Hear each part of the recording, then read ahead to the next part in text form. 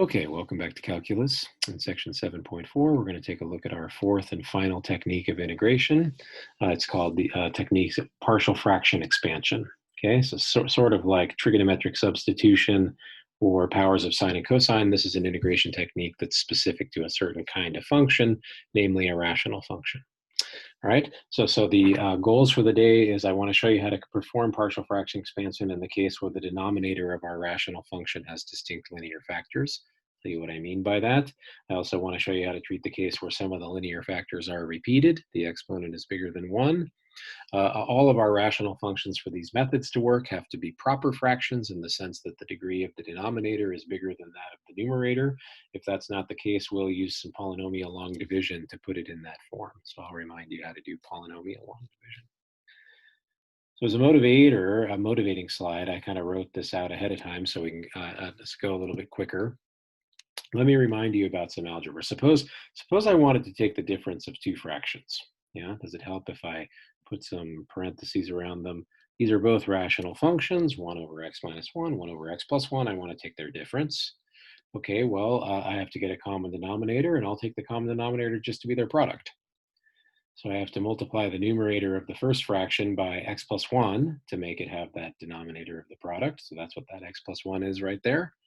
And I have to multiply the numerator of the second fraction by x minus 1 to get that second fraction, right? I'm multiplying by x minus 1 over itself.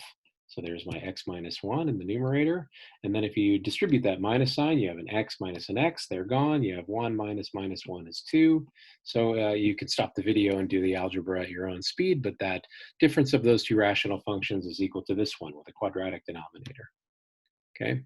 So you say, okay, well, why are you telling me that? Well, suppose that I walked in and instead just gave you this rational function, 2 over x squared minus 1, and I wanted to integrate it. You should stop the video for a second and kind of take this challenge. Would any of our previous techniques work? Yeah, do you see why like a u substitution wouldn't work? If it were 2x over x squared minus 1, I'd do a u substitution. Yeah, maybe you could try a trigonometric substitution. Trigonometric substitution might work, but that method can be some effort. But I bet you could use one. But here, let me suggest something separate. What if I knew that this fraction that I'm trying to integrate? What if I somehow knew it was this difference? So that's what I'm writing right here. Oops, except I have a typo because it's a difference of them. I should have a minus sign right there. If I knew that 2 over x squared minus 1 was equal to the difference of those two rational functions, then I could write that its integral is the integral of the difference of the integrals of those things. Yeah? It's the difference of the integrals of those things. And here's my typo again. And then each one of those things, if you want me to integrate 1 over x minus 1, well, that's just a natural log. Do a u substitution if you need to, but the derivative of x minus 1 is 1. Likewise, the integral of 1 over x plus 1 is also a natural log. So there's the answer. And then this last form, I'm just using a logarithm property. Yeah, the log of a difference is the fraction of the logs. Sometimes I call this the back of the book answer. They usually like to write things like that. But from here to here is not a calculus step. It's just a logarithm property. So by knowing that this thing was a difference of two fractions, I could integrate it. That's the point. So then that begs the question, how do we start with this and go that way, right? Algebraically, I did it exactly the other way. And that process is called partial fraction expansion, right? Because we're taking a fraction and we're expanding it into, in this case, a difference of two other fractions. All right. Let me show you, if I can, I'll try, the method of this partial fraction expansion. Okay, so again, I wrote some of this out so that I can go a little bit faster here. Below, I'll write the examples as we're going in real time. So here's the idea. I start with this rational function, 2 over x squared minus 1. And I'm going to begin the process always by factoring the denominator. So I factor the denominator, and I'll say this later. We'll look at some text from the book, but these are what I mean by linear factors. By linear factors, I mean the exponents are degree 1, and they're distinct linear factors, meaning that no two of them are the same, right? X minus 1 is different than x plus 1 and vice versa. So the way we're going to peel this fraction apart, we want to write it as a sum of two other fractions, And we kind of know what the denominators have to be, right? The denominators would have to be one of these factors, that's my x minus 1, and the other factor, that's my x plus 1, right? What I don't know is what the numerators would have to be. So I put them in as variables, capital A and B. So in this section, these capital letters are always going to play the role of unknown numbers. And now my goal, find A and B that makes this thing true. So here's how we're going to do it. My first little algebraic step here, it's indicated by this arrow. What am I doing? I'm just multiplying both sides of this equation by the denominator, x squared minus 1. Okay, so that's what I've written here. I've got an x squared minus 1 multiplying on the left, the 2 over x squared minus 1, and I'm multiplying by it on the right too. On the right, I've written it out. It's x minus 1 times x plus 1, but those are equal. So I've just multiplied both sides by the denominator, right? And then nice cancellation happens. Over on the left-hand side, everything cancels. So I'm just left with 2. On the right-hand side, you'd have to distribute. You have to multiply this green expression by both of those terms. So let's look at one of the terms first. Let's look at when we multiply it by a over x minus 1. When you multiply that thing by a over x minus 1, the x minus 1s are going to cancel. So what you'd be left with is a times x plus 1, the other factor. And likewise, when you multiply this green highlighted thing by b over x plus 1, the x plus 1s are going to cancel.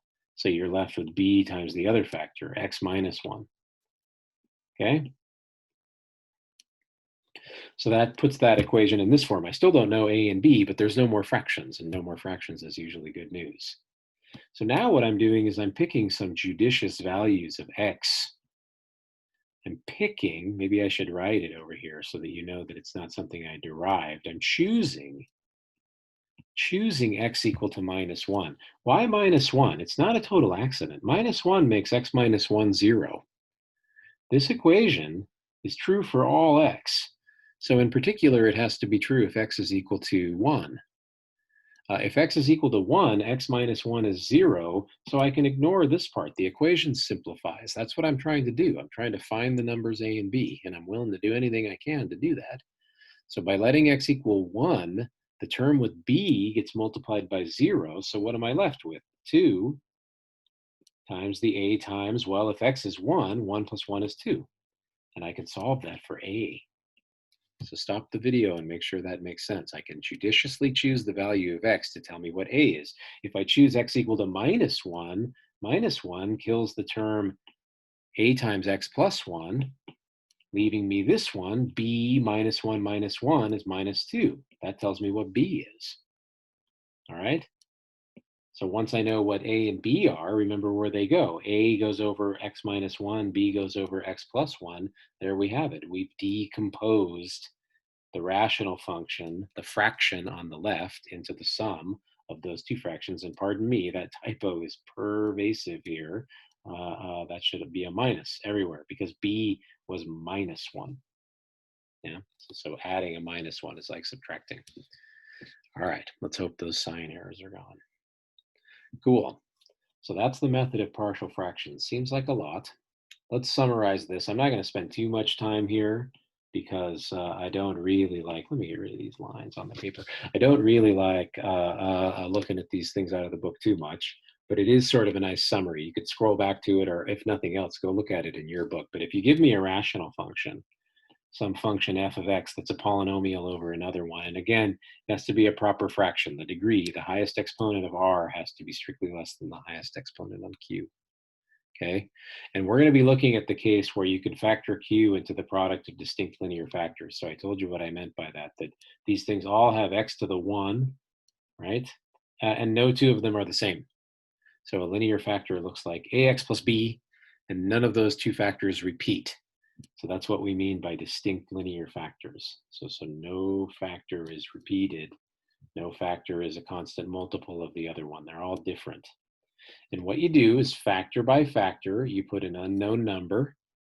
So they're using subscripts here instead of different letters, but you just put an unknown number for every factor. In the example that we did, we just had 2 of them. So ours was kind of short. Yeah, we only had 2, but if you had 3 terms or 4 terms or 5 terms, however many you have, factors, you put in an unknown number, and then you'd multiply both sides of this thing by the product of all those denominators. Lots of cancellation happens, and then you judiciously pick values of x to learn what these numbers are. That's your goal. Your goal is to learn what those numerators are, and then when you want to go integrate, driving you crazy with this pen, you just integrate term by term. You get a bunch of logarithms. Let's do something that's a little bit more concrete, not so much laser pointer. Let's find the antiderivative of that rational function. Let's do it. You got to factor the denominators if they're not already so. Okay, so I'm not going to spend time talking about how I'm factoring this. Come and talk to me if you need to. But that denominator is going to factor into x plus 2 times x minus 1. So you can check it. My cross terms, 2x minus x gives me a positive x, and the constant term would be negative 2. So you have to start by factoring the denominator, and I've got distinct linear factors. Yeah, those two factors are not the same. So what do? I look for two numbers, a and b, so that the thing I'm trying to integrate is equal to a over one of those factors. It doesn't matter which one. I'm just going to keep them in the same order that they're written. X plus 2 plus another number, b over x minus 1. All right, I need to find two numbers that make that true. So what I'm going to do is multiply. Maybe what I'll do here, so that this is maybe organized a little bit better. Let me give myself another version of that thing. Maybe shrink it just a teeny bit. I'm going to multiply both sides by that denominator. Okay, so I'm multiplying by x plus 2 times x minus 1 on both sides. This is the one and only time I'm ever going to write this out in so much detail, but I'll do it. So when I do that, on the left-hand side, everything cancels. That's why I'm doing it. The left-hand side simplifies very nicely into x plus 5. On the right-hand side, you have to distribute. So more laser pointer. This thing, this product, x plus 2 times x minus 1, it has to get multiplied by a over x plus 2. The x plus 2's cancel. So what am I left with? A times x minus 1. That's what I want to write. A times x minus 1. Likewise, when you multiply the green thing by b over x minus 1, the x minus 1's cancel, and you get b times x plus 2. All right, stop the video, take a breath if you need to. I'm just going to keep asking you rapid fire questions. Do you know what the judicious choices of x are? What's a nice choice of x here? If we let x equal 1, for example, x equals 1 is going to zero out the term with an a factor, but not the b. There's a place to plug in x equals 1 on this side too. So if I let x equal 1, the left-hand side becomes 6. The right-hand side becomes 0 plus b times 3. And I believe if you divide both sides of that by 3, you'll learn that b is equal to 2. All right. What's another judicious? The other nice choice of x is negative 2. If you let x be negative 2 plus 5 is 3. You get a, negative 2 minus 1 is negative 3, plus b times 0. Yeah, you see why I'm calling them judicious? They eliminate one term and not the other. And we can do that exactly in the two ways. We learn a and b one at a time. It's nice. We have to divide both sides by negative 3. It looks like a is negative 1. Okay, earlier I said it didn't matter which factor I put under A and which factor I put under B, but once I make my choice, I have to be consistent. So I need to remember now, maybe I should do it with some colors. This B is the number that has to go over x minus 1, yeah? The minus 1 is the number that has to go over x plus 2. So I can't go messing that up now. Maybe I'm going to zoom out a little bit so you can keep seeing what I'm writing, because what I now have is my original integral, my x plus 5 over, I'm just going to write it in the factored form, x plus 2 times x minus 1 dx is the same as the integral. I'm just doing the substitutions now. Minus 1 over x plus 2 over x minus 1 dx. Okay, pause. See if you see where I plugged that stuff in, right? This is my A, and that's my B. We worked to find them. Now we're using them.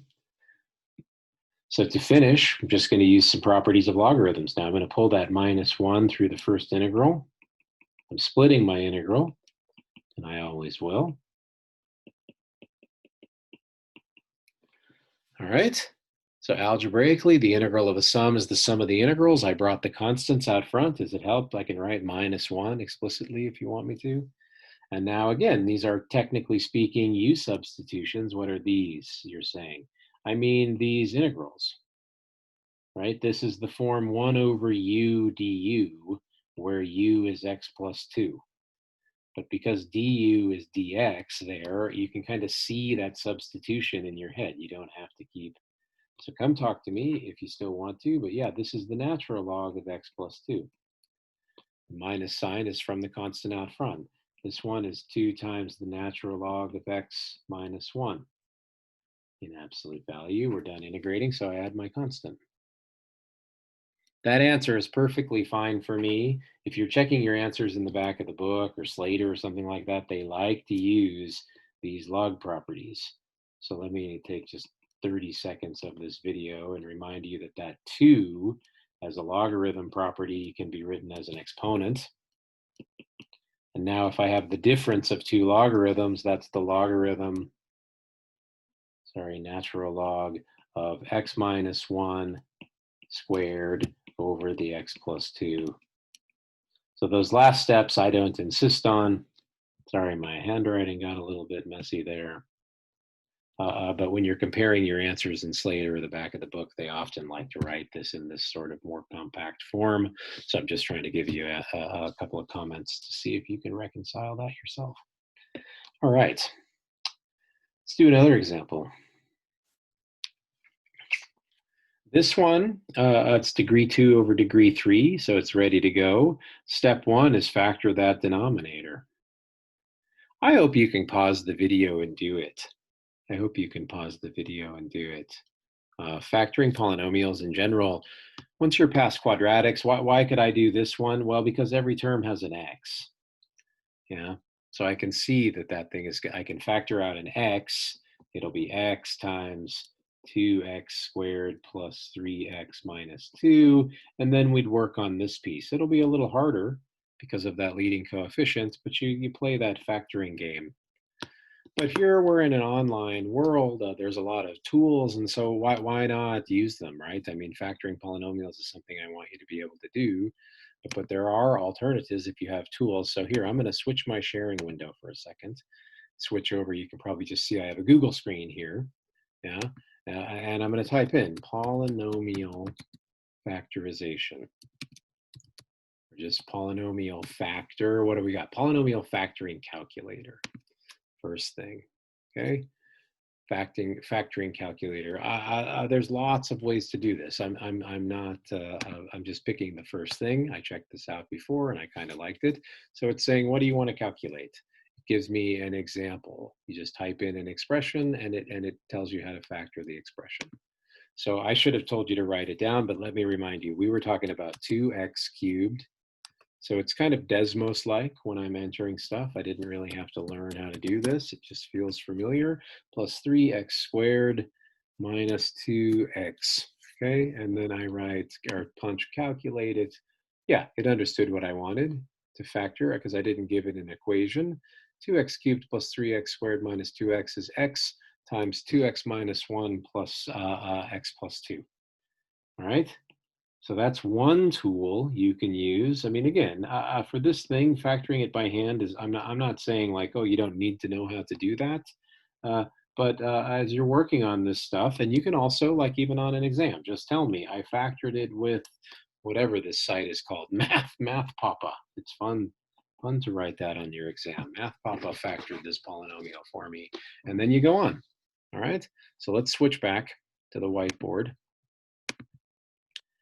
I've got our new Math Papa fact written down there.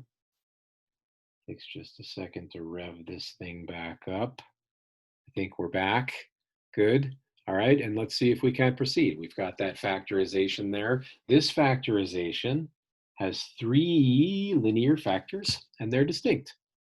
Yeah, the 3 linear factors are x, 2x minus 1, and x plus 2. So with 3 linear factors, we're going to have 3 unknowns, 3 unknown numbers. So we need to know, there's an algebra problem we have to do. We have to take x squared plus 2x minus 1 divided by x times 2x minus 1 times x plus 2. And we're wondering, how can that be equal to, say, a over x plus b over 2x minus 1 plus c over x plus 2. Super important. Ask me about it in class if the pattern's not clear, how I'm setting this up. That's what that box from the text was about. 3 factors, 3 numbers. Now we multiply both sides. I'm not going to write it all, but we multiply both sides by the denominator. Okay? Everything cancels on the left. Every single factor will cancel on the left in the denominator. And when you multiply on the right, can you imagine this denominator is going to get multiplied by this term? Okay, well, the x's will cancel, but not the other 2 terms. And I'm multiplying by it in the numerator, right? So that's why this x cancels this one. It's up here in the numerator. So I wrote it out in detail before. Ask me about it if it's not clear, but what I would get is a times the product of the other 2 factors, x plus 2. And likewise here, b, the 2x minus 1 cancels, so I get the product of the other 2 factors. The x plus 2 cancels, so I get the product of the other 2 factors. That equation has to hold for all x. What's a nice value of x? How about because of this factor? Can you tell me? X is 0. Let x equal 0. The left-hand side becomes minus 1. Yeah? 0 plus 0 minus 1 is minus 1. What does the right-hand side become? It looks terribly complicated, but actually a lot of it goes away. See that x right there? That term's gone when x is 0. See this x? That term's gone when x is 0. The only term that lives is this one. We're going to find out what a is. Okay, I'll stop talking about the strategy and just get the math done here. So I get a, if x is 0, times minus 1 times 2. All right, so that means that a is a half. Stop the video and check it, but a is a half. Next, judicious choice for x. I'm just going to go in order here. It looks to me like I want to let x be a half, right? 1/2 is the number that when you double it and subtract 1, you get 0. So I'm going to have to let x be a fraction here. Let x be a half.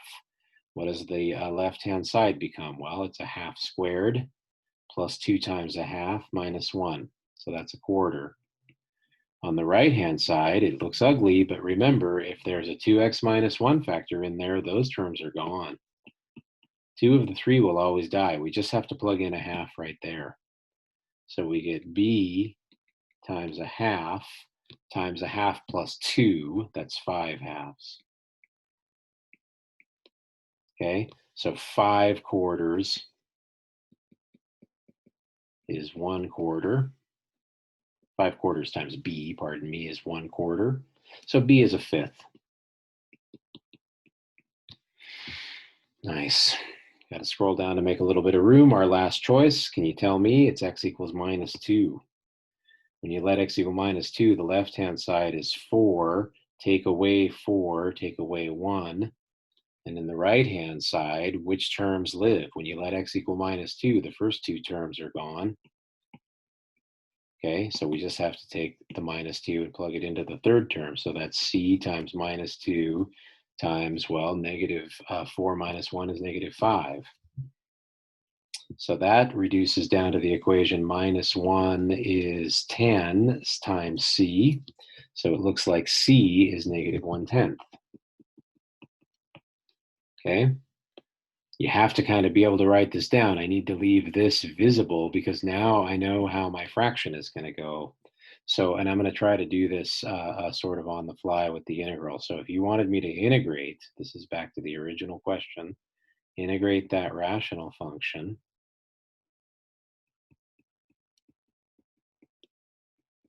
I'm writing the factored form because that's what I can still see. Well, then I would just integrate each one of these things one at a time. And I know what the A and the B and the C are, yeah? A is 1/2, it's the number that goes right there. B is 1/5, it's the number that goes right there. C is minus 1/10, it's the number that goes right there. Those numbers are gonna be constants. They're gonna come through integrals, so I'm being a little mean here and going fast, but I'm gonna do it like this. I'm gonna write them out front. 1/2 times the integral of 1 over x dx. That's what I'm getting from this part, right? The 1/2 is my value of a. It's a constant, so it can go in front of the integral. So likewise, if that made sense, I can write 1/5 the integral of 1 over 2x minus 1. Okay, because the 1/5 is my constant. It can go out in front. Minus 1/10 the integral of 1 over x plus 2. Okay, now I can scroll, because having rewritten that in the form on the right-hand side, that's the whole point. See, now we can integrate. That's 1/2 integral of 1 over x dx is logarithm. 1/5, be careful, it is a logarithm, right? But the derivative of log of 2x minus 1 is 1 over 2x minus 1 times 2 by the chain rule, right? So what are you going to put here to kill off that times 2? I put a half. I just did kind of one of those mental substitutions, right? Substitution on the fly. Minus 1/10 times the log of x plus 2. Don't worry about it. Derivative of x plus 2 is 1. Nice. Okay, the rest of it would be just algebra. I think this video feels long. I'm not gonna do it.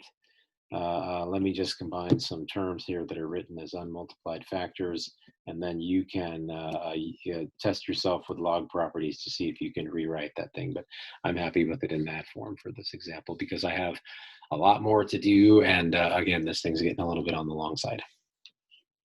Okay, so let's keep going. Third example, I'm not even going to complete the partial fraction expansion in this one, but I do want to show you that you got to watch out. In this example, we have to be a little bit careful because the degree of the numerator is bigger than the degree of the denominator. 4 is bigger than 3 is my statement. And because the degree of the numerator is bigger, the method doesn't work. We also have to try to factor this thing. We have to try to factor that thing, so we would have to go back to our polynomial factorer. Okay. There's another wrinkle in this. So we actually might finish this by partial fractions because this example is going to show a lot. So, sorry, what are we going to do? Let's deal with the fact that 4 is bigger than 3. We have to do some polynomial long division.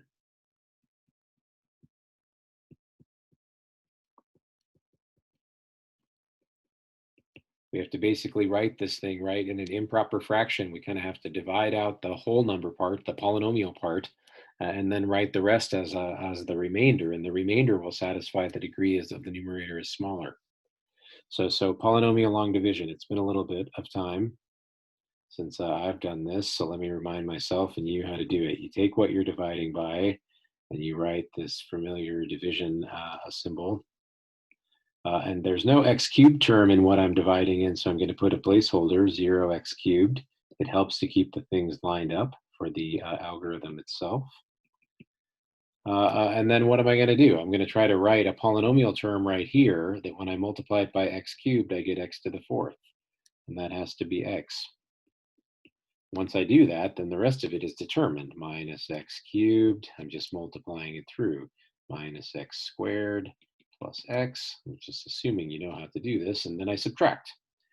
So if I subtract that bottom one from the top one, I have to stop talking and kind of think about my arithmetic. -2 minus a -1 is -1. That's a 3, and that would 1, and then you just keep doing it until you can't do it anymore. So let me just keep going here. The next thing I would multiply by, I think, is, what do I multiply by x cubed to get x cubed? And multiply by 1. So that's x cubed minus x squared minus x plus 1. Subtract. Okay, the first two terms cancel this time, and you end up getting 4x plus 0. Okay, now the process is over. I know polynomial long division is over when this remainder that I get out after each step has degree less than what I'm dividing by. Because see, I can't multiply something by x cubed to get x, not a polynomial anyway, so I stop. The algorithm is over. And what can I write? Our original fraction, I have to write it out again, x to the fourth minus 2x squared plus 4x plus 1 over our x cubed minus x squared minus x plus 1. That original fraction is our quotient, the thing that we were kind of building one term at a time, x plus 1, plus our remainder, the 4x, over the same thing that we were dividing by. Okay? And so what we're going to do is apply the partial fraction method to this thing. If we wanted to integrate, we're not going to finish this problem completely. I'm just giving you the idea. If I wanted to integrate that, well, then I would integrate the right-hand side. And I would do it term by term. This is polynomial, no problem. This, we have to use partial fraction expansion, but the degree of the numerator is now less than the degree of the denominator, so our method is going to work. Okay, so that's what I'm going to do, is I'm just going to take this and just sort of continue as a sub-problem down here. How do we do that? Well, we got to factor that denominator. We got to factor the denominator. So try to factor it. You can do it by a method called grouping. I bet you've learned it before. Or go to the web, go back to that polynomial calculator. I've got it worked out here, so to save a little bit of time, I'm just going to write what it is. It factors into x minus 1 squared times x plus 1. You can check me, stop the video. It's a long video, stop it and take a break. Good. So we want to use the method, but check it out. The denominator here does not have distinct linear factors. We've got a repeated linear factor. This is the second and final case for today. One of the exponents on the factors in the denominator is bigger than 1. So that thing makes, it's called a repeated linear factor. Okay, I've got some slide down below. I'll show you, so I'm not going to write that here, but you got the point. What's different? In previous examples, all the exponents on the linear factors was 1. Okay, so what do you have to do? How do you account for it? I've got a summary of this below. Right now, I'm just going to use it. I take an unknown number for each power of that linear factor. So in this case, I just have to take 2 unknown numbers. If I like this laser pointer because it goes away. If this was a 3 up here, then I would have also needed x minus 1 cubed. Yeah, you get it? If the exponent were a 4, I would need 2. However many, whatever this number is, that's how many unknowns I have to do, and I let them climb from 1, clicking up one at a time to the maximum. And then x plus 1 is in there, so it needs to have a possibility to contribute. So that's the setup now. When you have, I'm going to summarize this below, but when you have repeated linear factors, you put in a constant for each power starting from 1 up to the number of linear factors. All right, and then you proceed the same. Clear the denominators, multiply both sides by the denominator, do the usual algebra. So I'm multiplying the right-hand side, I'm looking over here when I do this, by this product, okay? So when I do the first term, one of the x minus 1s cancels, but I'm left with the other 2. So I'm gonna get something like the numerator 4x is a times x minus 1 times x plus 1. In the b, both the x minus 1's cancel, so I get b times x plus 1. Then for c, when I multiply that by the denominator, the x plus 1 cancels, so I get c times x minus 1 squared. Okay, so check my algebra, multiplying through by those things. So how do we proceed? Well, we could make judicious choices. If we let, say, x equal 1, it's going to eliminate that term. It's going to eliminate that term. We'll learn what b is. We let x equal -1. It's going to eliminate this term. It's going to eliminate this term. We'll learn what c is. But now we've used both good choices and we don't know a. So if we're going to proceed that route, when we're done finding b, we know it, right? We find c, we know it. We'll then pick x to be any other number. It can't be 1, it can't be -1, but any other number, and you'll find out what a is. That's personally a way I like to go, actually. It's personally a way I like to go. I want to show you another way that's called comparing coefficients.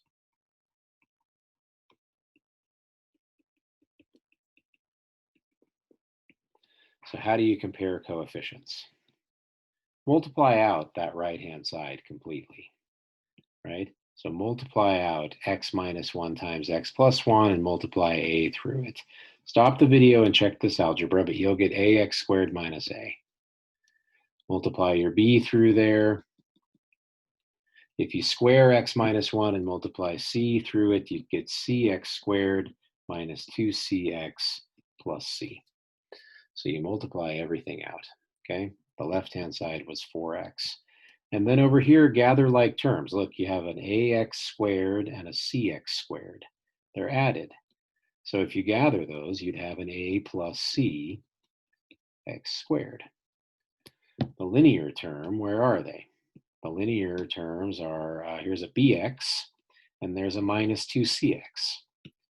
So you have plus b minus 2c x. See what I'm doing? What's the constant term? The constant term is minus a plus b plus c. Okay, so why do that? Well, because the left-hand side is also a polynomial. It's 0x squared plus 4x plus 0. So we can equate the coefficients. We can compare the coefficients in the following sense. 0, the coefficient of x squared, has to equal a plus c if this is true for all x. So we get an equation, a plus c is equal to 0. Likewise, 4, the coefficient of x, has to be b minus 2c. So b minus 2c has to be 4. It's a second equation.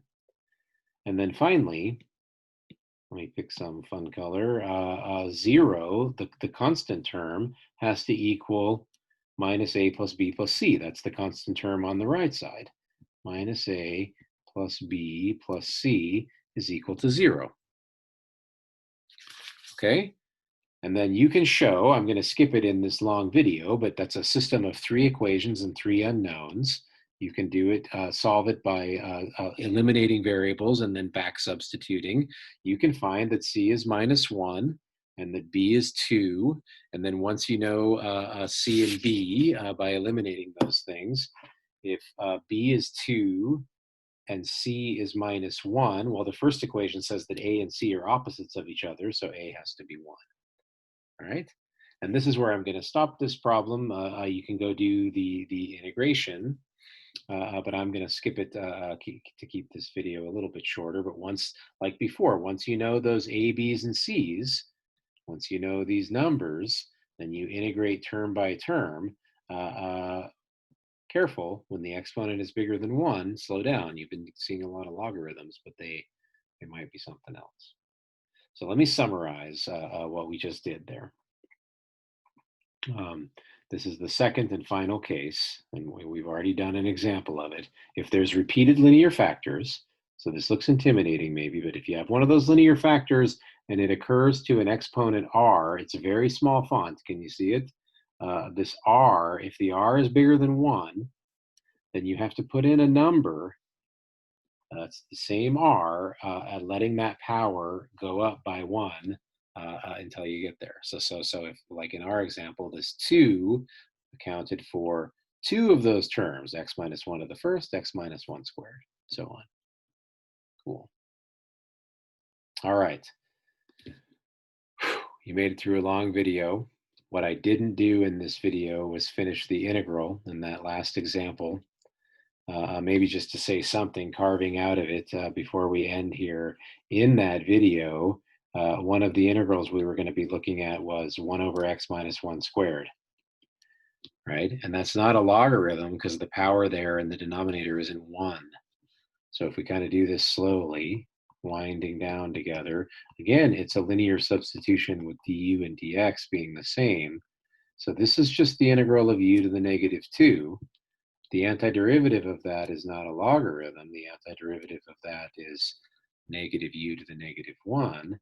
So in terms of our original variable, we're going to have a factor like that in our antiderivative. Oops, pardon me, minus. Okay? So tomorrow, what we'll talk about is what happens if we have some irreducible quadratic factors in the denominator. Okay, thanks for listening.